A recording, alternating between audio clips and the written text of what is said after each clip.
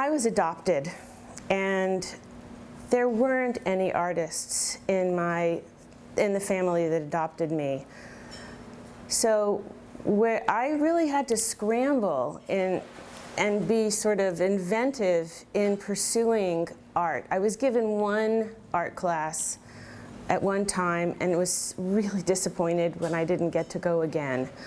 But if macrame was the rage, I would find the rope and I'd go outside and I'd find branches and coral and incorporate it into a hanging, and it ended up being like a 6-foot hanging. That was just because I wanted to do it, and I figured it out. And I learned, I didn't have any book to tell me what the knots were, but I made the knots. And similarly, I guess I had some paint and paper. I had this red carpet in my bedroom, and I would do all my art on the floor of my bedroom, and I was really always very embarrassed because my red carpet had all these stains from paints, and but I just kept going, and kind of without any encouragement. I mean, they liked what I did, but it wasn't recognized as something that I would pursue.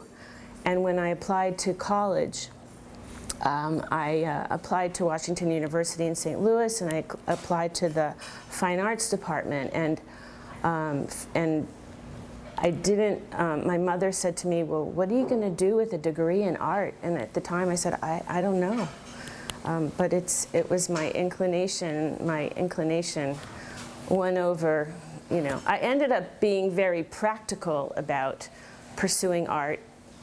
I didn't really have a model before me who pursued fine art, so I pursued commercial art and went into advertising and worked for Leo Burnett for a couple of years, and Young and Rubicam on Mattis Avenue for 15 years. So yeah, so they didn't really understand the art world, nor did I.